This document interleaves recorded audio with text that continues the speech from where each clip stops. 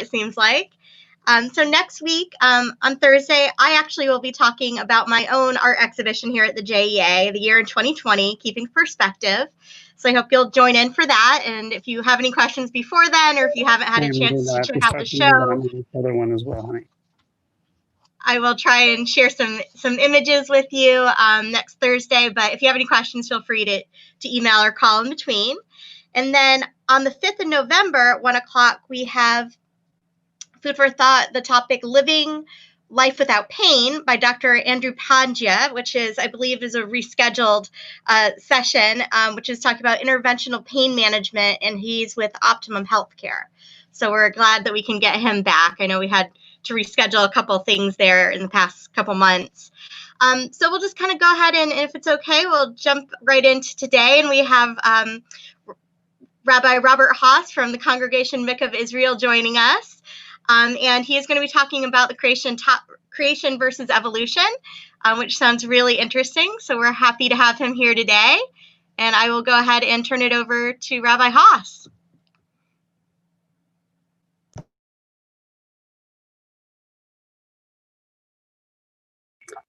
Sorry about that, guys. I've had some technical issues, so I'm using my phone now. But I hope everyone is doing well. Can you get... Excuse me, guys, 1 second. I'm having some tech.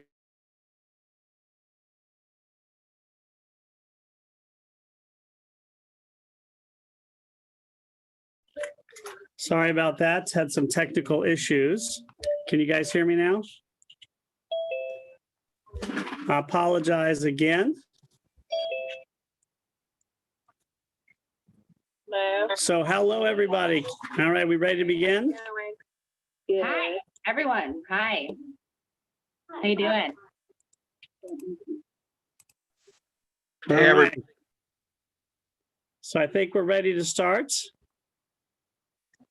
Again, sorry, I have some technical issues as there's several meetings going on at the same time here. Herbert, can you hear me? All right, so if Herbert can hear me, I'm ready to go. So everyone, I hope you're doing well. It's a pleasure to be here. Sorry again for the technical difficulties, but again, it is an honor and a pleasure.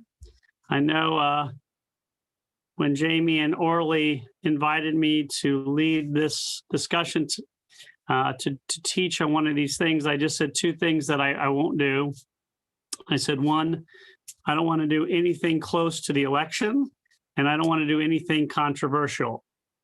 And so they told me, well, why don't you teach about evolution versus creationism on October 22nd? I said, that'd be absolutely perfect. So thank you to Jamie, and thank you to, of course, Orly for following and doing exactly what I didn't want to do. But we're going to talk a little bit about creation, and we're going to talk about the evolution and the debate. I think I have about 30 minutes here, so hopefully we'll be able to fulfill everything you guys want and have time for questions.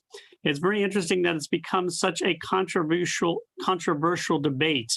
It's almost as if you have to be one or the other. You have to be either an evolutionist or a creationist and nothing in the middle. I know in Texas, where I was for many years, that there were all these issues over the textbooks because the textbooks for Texas were sent out into a variety of other states.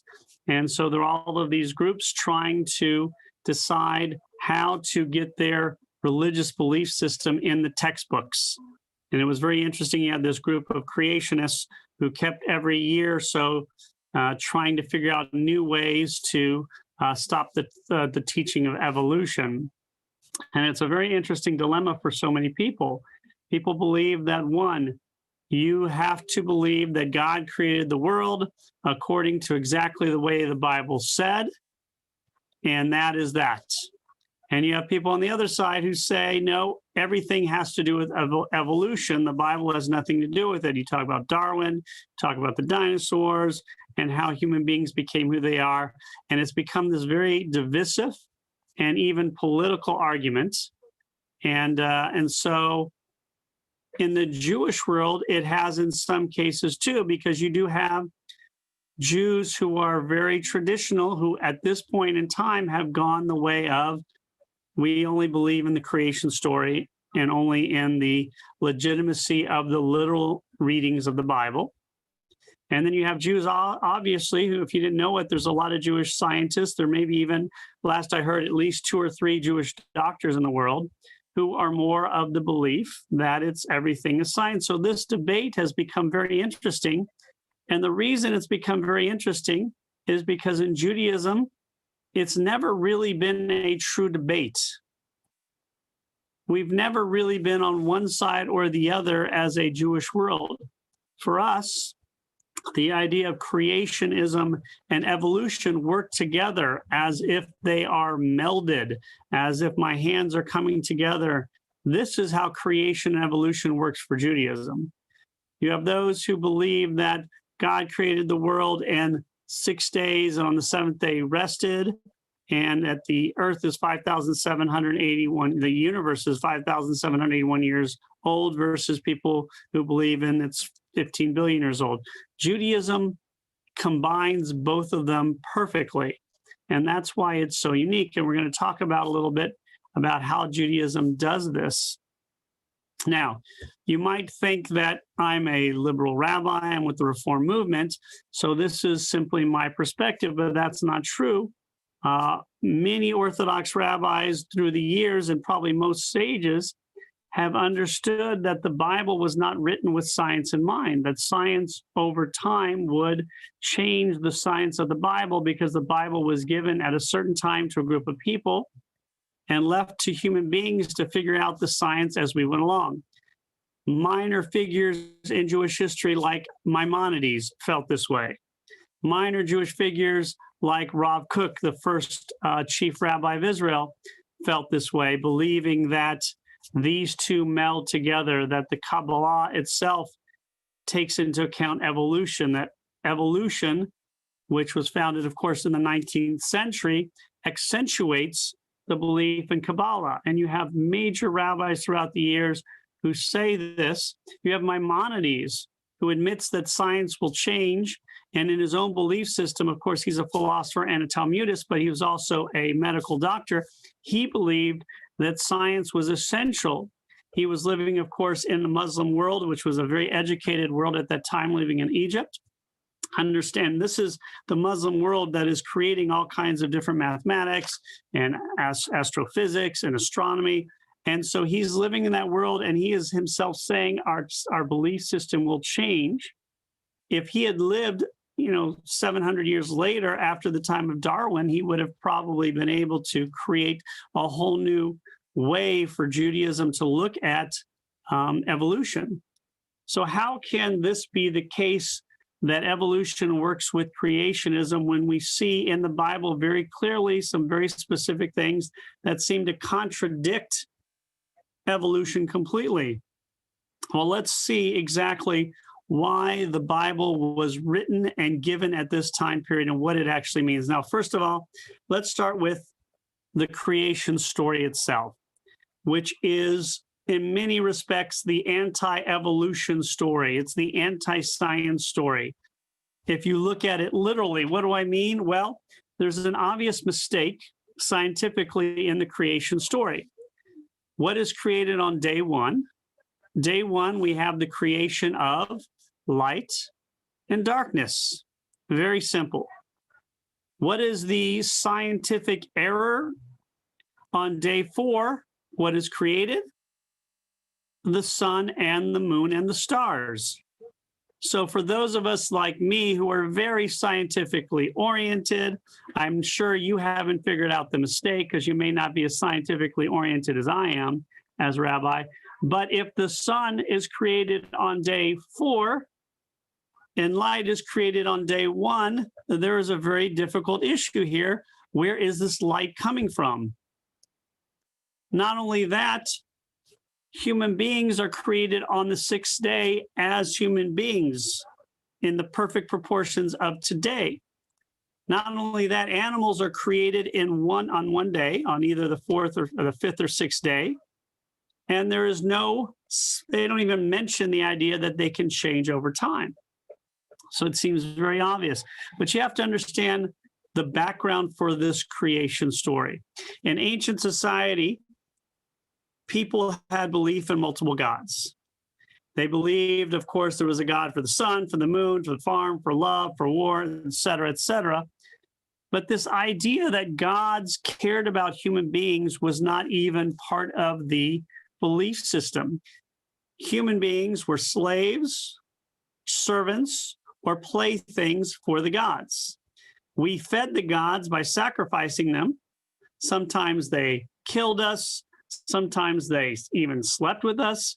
Sometimes they created half human, half God children. Think about, of course, all the famous Greek myths and Roman myths that come later, but they existed even before that. It was a very much a different world. Gods were here to give us things when we needed it, but we were basically their servants or slaves. This all changed with the God of the Hebrews, of the ancient Jews. What we had here was a God that cared for people, a God that created human beings out of love and affection, a God who created order to the world. In these other creation myths, and the most famous is probably Enuma Elish, you have the mother and father gods who go to war with the children gods because the children gods are becoming much more warlike and misbehaving, except for the children gods led by Marduk defeat and kill the parent gods. And then they take the mother god and rip her apart and use her body to create the land masses that we call the continents today. Why then is this story so different, and why then does it work so well with science? Well, obviously, science was not what it was 3,000 or 4,000 years ago as today. So we had to create, or God sent it, however your belief system, either coming from God or from human beings, a way to teach people about this relationship with God. And so how did they do it?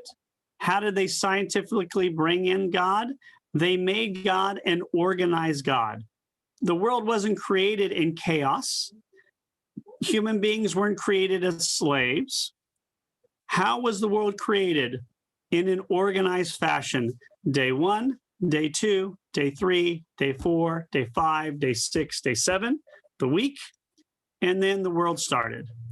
Very organized, very peaceful, created with a kind and caring nature, as opposed to this chaos in all the other myths. And so even though it doesn't match scientifically Darwinism, it does teach us that the world is organized. God is creating rules that we have to follow. The world has rules to it. And as Maimonides and others teach, the rules that God has sent us, we will learn more as we go around, because what did God give us? God gave us sentience. God gave us human minds to learn this order. And so when we think about the fact that the sun is exactly the perfect distance from the earth, and the earth revolves around the sun in the perfect way, with the moon revolving around this, that we have the perfect amount of oxygen. This implies some sort of organized, maybe created by a being who, when creating the universe, wanted to make sure everything works. We know how the universe began. It began with this little piece of energy. And as people so often ask, where did that ball of energy come from? Well, for those people who are religious, they might say the ball comes from God. But God did not just create the world, the earth, in a vacuum, that God created the whole universe in this organized fashion, that everything has atoms, everything has a reason. We do not know what dark matter is, but according to scholars, we will learn as time goes on. So the idea is that God gave us a brain to learn the rules that God created for the world. The idea is that science was not created to put in the Bible, because we know science changes over time, whereas ethics does not. Maybe the views of ethics, obviously. So in other words, the Bible is not created as a scientific manifesto. It's not a chemistry book or a physics book. If it is a science book, it is a poor one at that. The Bible is created as a way of teaching us how to be good human beings and how to work with a God that created the world in an organized fashion, giving us the minds to be able step by step to understand more and more. And just think about how much more we know about the world just in my lifetime in the last 50 years, how much more we've seen, how much more we've observed, how much more we understand. So it's really interesting to see the changes over time. Now, I want to make sure, because I have a limited amount of time, if anybody has any questions before I continue. Are people allowed to have questions? Can everybody hear me? I only see Herbert. So as far as I know, it's just Herbert and me. Okay. Abigail, can people ask questions, or are there no questions allowed? Yes, absolutely. Okay. Does anybody have any questions before I Yes, continue? so if you have any questions, just unmute yourself. So if nobody has questions, some of the questions might be, what about dinosaur bones? How would people who are more religious deal with the difference in times? Well, there's a lot of different views.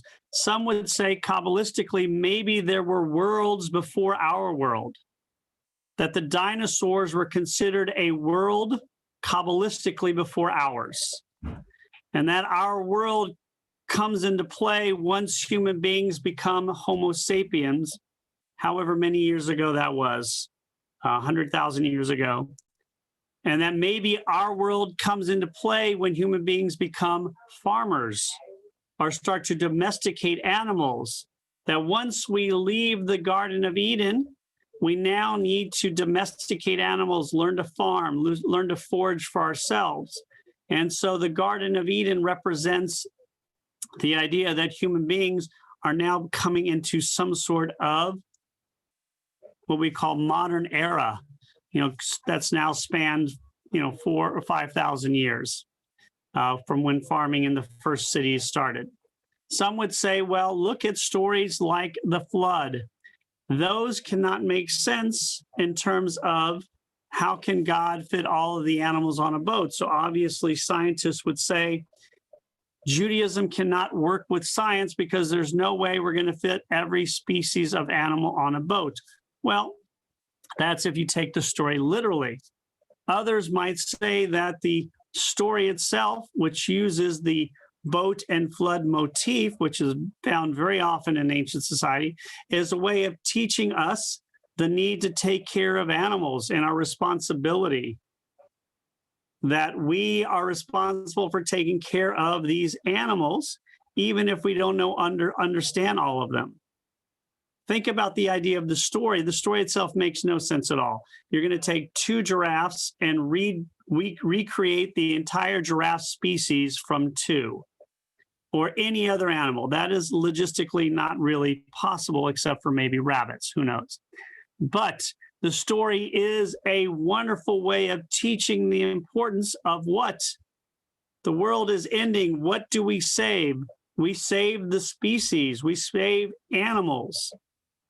Secondly, it teaches a lot about how our relationship with animals should be. In the story of Adam and Eve, do they eat meat? When is the first time we eat meat in the Bible? The first time we eat meat is really after the flood, when they sacrifice.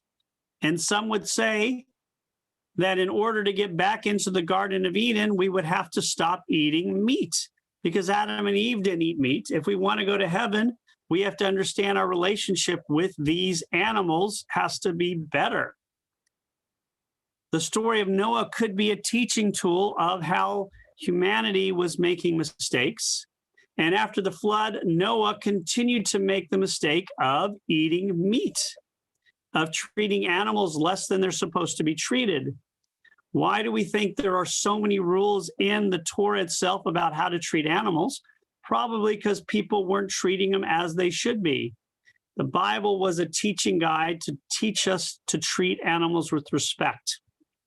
In fact, even though we eat animals, and the Bible is very specific, saying if you're going to eat animals, you still need to eat the animals you eat with respect. You still need to treat the animals that are your animals of burden with respect. This is all teaching us how to behave as human beings, not necessarily teaching us the exact creation story based on science. to a people that would not understand science at all. So what we see is the story of creation is there as a way of saying God is organized, God understands science, God wants us to learn as we go along. All right, any other questions before? Because I think I got 5 more minutes left, unless I have a little bit more time. We haven't had any questions, so I must be answering all of them very astutely and almost. Rabbi, it's Carol. Carol. Hi. So I something that always bothers me is that I have some people who have more traditional views as the Bible is literal, but they don't necessarily believe in environmental causes. And it seems to me if you take a literal view of creation, and so the story of Noah's Ark may be a metaphor for being caretakers of this world. But even if it's not, that God entrusted us in the form of the ark to caretake for all of those beings, then how is it that we don't find more traditional Jews that are really fighting for environmental justice because it is God's law? That's interesting. Now, there is, I mean, if you go out there, there's a host of very traditional organizations that are very oriented to saving the world. And so, you know, there are some very traditional groups that are not very science oriented, but to say orthodoxy doesn't believe in science would, of course, be, you know, untrue. How many people do we know, especially in bigger cities where there are Orthodox communities, where there are Orthodox rabbis, Orthodox doctors, scientists? I mean, so we may not see it as overtly, but it certainly is there. The Orthodox community in America is a little bit smaller than the liberal community in America, but in other places like Israel, it is very much a part of it. So we have to remember the Saving the Earth campaign is really just taking off today. 1,000 years ago, saving the earth was certainly a part of Judaism. Treat animals with respect, replant trees, but we didn't have the capability of decimating the planet like we do today. So the way we look at the Bible in this respect is grown significantly, because if you think of the Garden of Eden story, take care of the earth, 1,000 years ago, where you only knew your own location and most people didn't travel, you knew to replant a tree, you might know to, to not throw away garbage, who knows? But this idea of saving the world wasn't as important as it is today. And so organizations are now more and more popping up all over the place. You do have certain religious sects in Judaism, ultra-Orthodox groups that have gone completely the other way and have left science behind completely. That is a very interesting development of the 20th and 21st century, because science has been a part of Judaism almost since the beginning. And so for Jews to walk away from science completely and take a literal view of the Bible is very interesting, because in many respects, they do that more today than they did 1,000 years ago. In many cases, if you read sages, the Bible is not to be taken literally. There are so many examples of places in the Bible that shouldn't. For instance, the kids are making fun of Elisha the prophet because he's bald. So what happens? A bear comes out of the woods and kills all the kids because they're making fun of a prophet who is bald. How about our favorite text, that if your child talks back to you, you are supposed to stone your child for talking back to you. I mean, that's actually in the Torah. So, for instance, the Torah has a lot of laws that say if you do something wrong, you are given the death penalty. When in reality, we almost never find the death penalty given in Judaism in our history. The only time we've really seen the death penalty given is one time in Israel when Adolf Eichmann was given the death penalty. There's no death penalty in Israel. We have no record of any judges, I believe, ordering the death penalty, yet we see it throughout the Torah. So many sages, and I'm not talking about liberal sages, I'm talking traditional sages of the year, tell us that it teaches us the importance of respecting our parents. That the death penalty, that the penalties in the Torah just indicate how harsh something is. If it says you're going to be killed over it, you know that's something really important. It's not meant to be taken literally that you're going to be killed over it in many cases. And so, but it's very easy to see how you could look at the Bible and say it doesn't make sense with evolution. But in truth, it really does if you're not looking at it from that very literal perspective. And again, many, if not most sages through the ages have really supported some sort of science through the years. Maimonides is, of course, probably the most famous, but many others as well. Rabbi Haas, I think that Janet Benjamin has a question for you. All right, I'm sorry, I'm on my phone, so I can't see everything as clearly as I'm on my computer. Janet, That's what okay. is your question? Thank you, Rabbi. Thank you, Abby. I'm stuck on the comment you made in the beginning about the contradiction between light and dark on day one and sun and moon later in the week. I'm sure there have to be sages who've worked through that. Is it something that it's not, that the light and dark on day one maybe was a prequel to God's light for people, for mankind, or maybe the light and dark that man himself would eventually create, develop? I mean, can you speak a little bit more about a reconciliation of that? Sure, and that's a great question. You're basically reading my mind. You should be a sage, Janet, because that's almost exactly what you said. I like to use sage in cooking, so does that count? That is definitely counting, especially Okay. these days. But the light and darkness is probably the best example of this discrepancy. If you believe in science, and again, this science is very obvious. The sun gives us light for the day. This is not something that I figured out last week that was discovered in the 20th or 19th century. It is very obvious. The sun is there, and when the sun isn't, there's no light. When the moon's there, there's lights, but less so. I mean, it's a very obvious thing. So that is pretty much what is taken throughout the ages, is this light is seen to mean some other light. Is it some sort of enlightenment?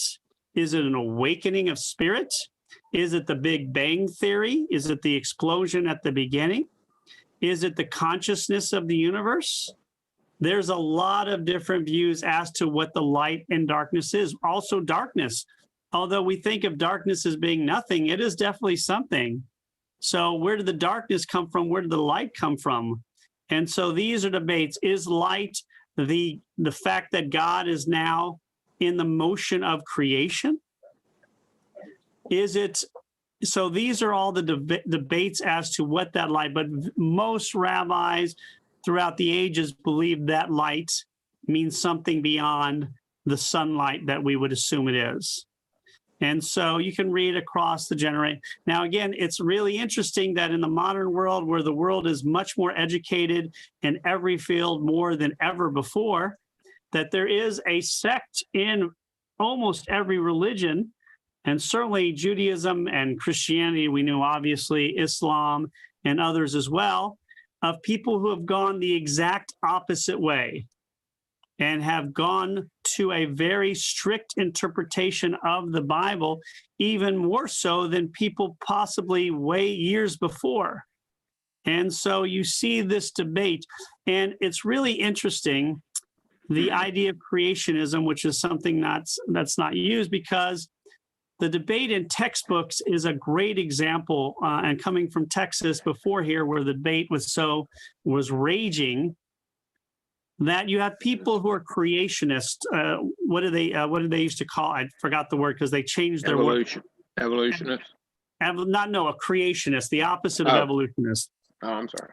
You have to understand the debates in court systems. When groups try and keep evolution out of textbooks, they will create a word. Instead of evolution, say the word creationism. And then the evolutionists will take this to court and say you cannot use creationism in a textbook. And so the creationists will then create another word. We're not going to use creationism. We're going to use this word or this phrase. And so every 4 or 5 years, they change the name of the phrase they're going to use. But I'm a creationist. I mean, I'm a Reform rabbi who is very liberal socially, maybe not as much, in terms of, financially, but I'm certainly liberal when it comes to gay rights, when it comes to women's rights, when it comes to how I look at the Bible, when it comes to halakha. But I'm a creationist. I mean, those people who are creationists, the ones who say the creation, and Adam's saying to me that now the phrase is divine creation. It was, I forgot what it was when I left Texas. Obviously, it had been. So I believe that God created the universe. That's what I believe. In an organized fashion, that ball at the beginning, that God had a hand in creating it, either from nothing or from the leftover marks of a previous one. So I'm a creationist. But I don't want that belief put in the classrooms, because inherently when those beliefs go in the classrooms, it gives people permission to take the Bible literally, and they use it as an excuse to teach the Bible in classrooms. I don't want it taught in classrooms that there is a God that even if I believe it, I don't want it taught in public school classrooms. In Jewish schools, yes. At Christian schools, great. But intelligent design, that was it. Thank you, Adam. Intelligent design was what it was when I left Texas. So what the decision was again with this creationist group is they couldn't get away to stop evolution. So very bright people. So they said, well, in classes, why don't we say you can teach evolution as a theory, because they have all of these scholars who believe in evolution, and we're going to teach intelligent design as an alternative theory to evolution, because we have all of these scientific scholars as well. So they tried to get it as an alternative to teach both and leave it pretty much up to the teacher. But the truth is, I'm a creationist, but I believe in science. I believe God created the universe in some way that I do not understand. As it says very intelligently in the book of Genesis, probably the most scientific aspect to the whole Bible is at the very beginning, when it says God created the universe when it was null and void. What does this mean? This is the distinction the Bible makes between God and us as human beings. For all the intelligence and all of our capabilities, and we assume our scientific knowledge is only going to escalate in the future. Who knows, we may eventually go to different planets. That God is the only being that can create something out of nothing. That is the difference between God and us, according to the very beginning of Genesis. That God can make something out of nothing. We cannot do that, and possibly may never learn to do that. So, any questions? I want to make sure I don't go over. Do I still have time? I always thought I was going to 1:30, but if I have a little bit more time. You do on our end. Okay, great. So any more questions? Rabbi, we always talk about the animals and saving the human beings and the ark and all that, since we were talking about, and fits in with the Torah reading, I think, from last week. But I'm wondering about the plants, the vegetation. Wouldn't it have all been destroyed? And was the replacement the same thing? That's a good question. Was there, I mean, obviously animals require the vegetation. So then the question of, was there a time period where, if you believe the story of Noah as a reality, the boat would have had to sit still for, months probably to let the vegetation grow. Yeah, and that's exactly what happened. Now we think of the the Noah story as being 40 days and 40 nights. It rained for 40 days and 40 nights, but it took, excuse me, months and months and months, up to a total almost a year, before they could actually leave the ark and go on to the planet. They had to let the water lower. So did those plants, I am not knowledgeable enough about plants to know the difference between one and the other. But we have to believe that scientifically believing the plants would have been able to survive underwater, and that others would have come up, and that the plant eaters would have had enough. We do see from the raven, obviously, and from the dove, that there are trees that are still there afterwards. And so we would assume that they survived or that they evolved. But when it comes to the Noah story, probably the best indication that it is not an accurate story is they put lions and tigers and bears, oh my, on an ark. And when they get off the ark, what are they going to eat? They're going to eat animals that are smaller than them, which is most of them, not counting the elephant and hippopotamus. So as soon as they eat that first deer coming off the boat, the deer species is now extinct officially. So again, there had to be some sort of understanding. Now, let's think about this realistically from our perspective. The Noah story is a beautiful story. It's a tall tale, as we would say in the South. How would people from thousands of years ago who had any scientific knowledge at all believe that this could be an accurate story? It's just not feasible, even for people with limited scientific knowledge, for it to work. What you can look at it, though, as the Adam and Eve story. What do I mean like that? We think of Adam and Eve as being the first and only human beings. That obviously is not true, and again, not feasible. After, they are the human beings that start the line of Judaism. They are the human beings that live in heaven. Because when they leave the Garden of Eden, there are other people on the planet. Cain, of course, kills, what was his brother? Abel. But then he goes around and he sees people all over the place. He's scared of these people that he's going to see. So there's obviously other people. The brother, Seth, who is the progenitor of the Jewish line, has to meet a girl or a woman to have kids. So Adam and Eve are not the only human beings they are the human beings we're talking about for this specific line of Judaism, for the line of God. Just so, the flood story may have been a flood story just for the Jews, that it's happening in a particular area and it's affecting the Jews because the person who is going to continue the Jewish people or start the Jewish people eventually is Noah. And if Noah dies, then the line cannot be created. So this is a story particular just to Noah.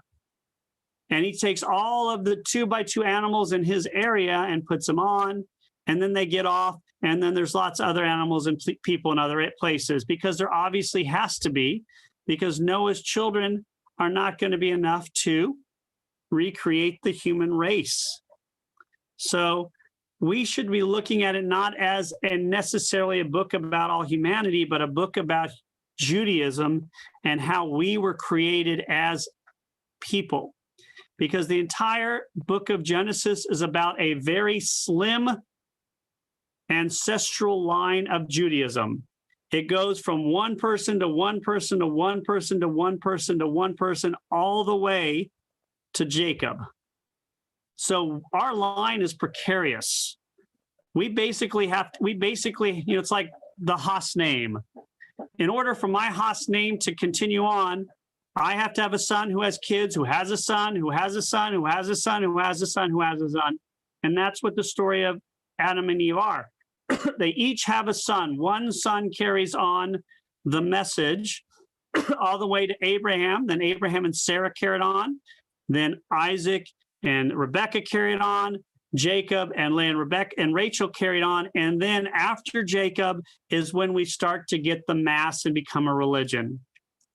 But Genesis is just really the prequel to Exodus. If anybody is a science fiction or fantasy fan, Genesis is the Hobbit to the Lord of the Rings. The Hobbit sets the stage for the Lord of the Rings, but the Lord of the Rings is still the most important. Genesis sets the stage, but Exodus is the main story. The Exodus story is the center of the Jewish world. Genesis is just a way to say how we got to the Exodus story. But we cannot assume that people thousands of years ago really took these stories to be literal. We have too many writings of sages who did not.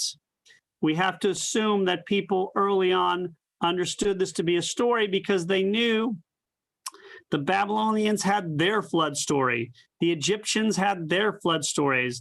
Assumably, I don't know about the Chinese, they probably have their flood story. Everybody has a flood story. Everybody has a creation story. And so they would have known of these other creation stories and seen their story as being very particular to them. Although there's always going to be people, obviously, who did take things very literally. Like you're taking what I'm saying literally, probably shouldn't do that. Any other thoughts or questions? How am I doing on time? Abby, doing all right?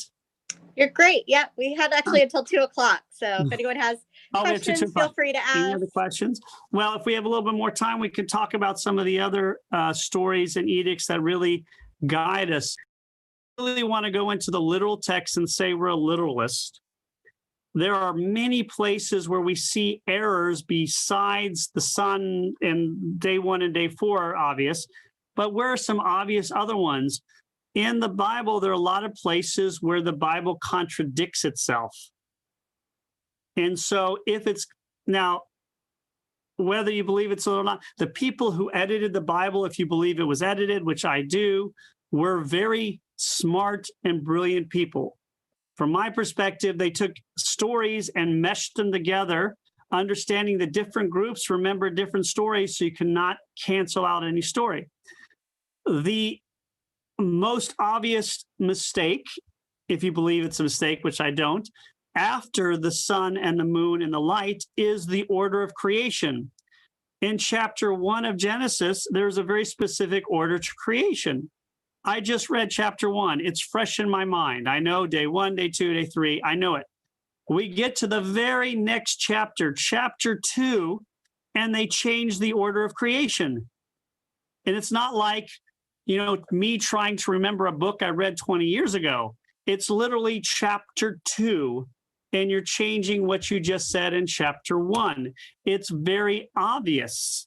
How do we know it's obvious? Because we remember the story of Adam in chapter 2. God creates this human being and says this human being is lonely. Let's create animals so it'll have friends. And then it says, well, these animals aren't good enough friends. Let's create woman. Well, in chapter 1, it very clearly says the animals are created first, and then man and woman are created afterwards. It's right there. Plus, the vegetation is also created after human beings, whereas in chapter 1, it's created days before. How can you create a human being and create vegetation afterwards? So there's some very obvious things. So what do a lot of the scholars, including me, believe about the order of Genesis? I combine the order of the creation story, believing that everything is created in order of importance. So day 1 is the least important. Day 2 is the next, day 3. And by day 6, what is then the most important thing in the creation story, if it's the last thing created? What's the last thing created? It would be man. Exactly not. Thank you for the setup. I know how much you paying me afterwards. Because in the creation story on chapter 1, it says But in creation story in chapter 2, what is the most important thing created? Because it has to be the very last thing. It's not man, it is woman. So if you go by that idea, woman is the very last thing created on chapter 2 and chapter 1. So woman must be the most important thing in the world. Yeah, but that goes without saying. It does. I mean, it's understood. Absolutely. I don't know what they're talking about, Robert, do you? I agree with them. I'm married now. I agree with them wholeheartedly. Robert, I assume that in the Bible, there are just hundreds and hundreds of different definitions that don't comport with each other. I mean, I remember being in Hebrew school where they talked about originally the definition of what the land of Israel was, where it is different from chapter to chapter to chapter, whether it's from the Dan to the Euphrates, whether it goes from sea. I mean, so I assume that in all of the creation, there are the same kind of issues that don't comport with each other consistently. There are. It's not quite as many because it's really concentrated in these, but they are. I mean, they just don't add up in terms of connectivity in that way. There's a lot of, in fact, well, if you want to get very specific, in the first creation story,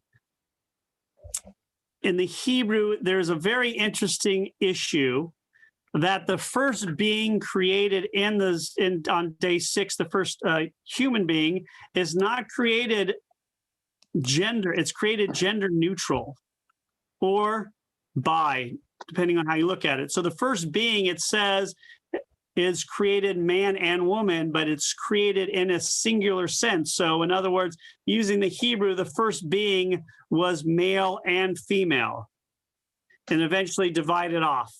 And the second story in chapter 2, the woman is created based upon the bone of a human being. I mean, of a man. So I'll give you an example. In rabbinical school, my first year in LA, my second year, I had a Bible professor, very Tamara Ashkenazi, very famous, very intimidating. She wrote the Women's Bible that many of you probably have read. Super intimidating woman. And if you ever called Adam a man, she made you pay a quarter. Because Adam, in the first chapter, we think of Adam means Adam the man, but it does not. Adam means this human being that is not male or female yet. Later, his name will be Adam, but in the beginning, Adam just means being. So obviously, me being who I am and making that mistake over and over, I just brought a roll of quarters one day and slapped it on the table beforehand. So there are I would have dollar bills having to be ready. Yes, I probably could have, because I made that mistake. You know, I'm from Texas. I was not brought up in this gender neutral, gender equal society. I lived in California for 4 years, so now I've really got a hold of it.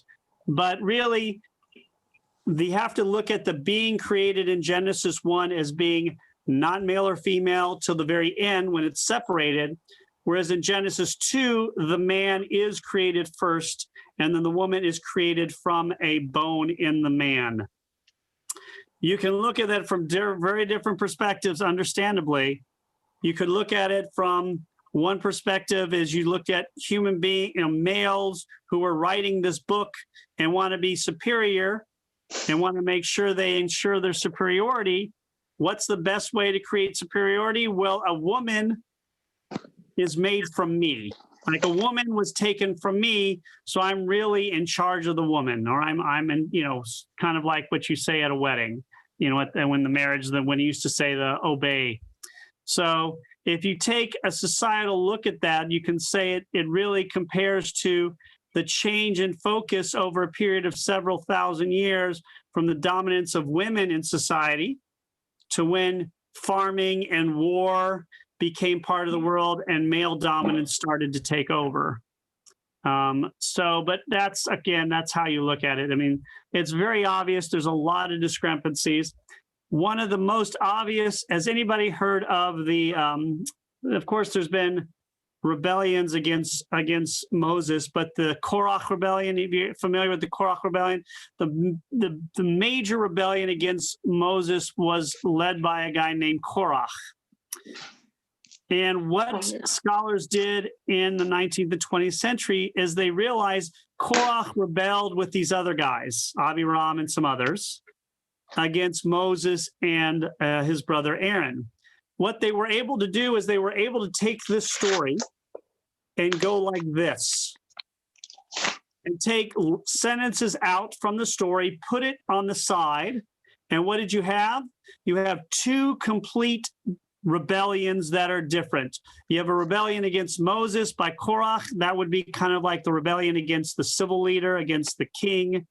And you have the rebellion of the priests against Aaron. And these stories are completely full and make a lot more sense when you take it out and put them separately.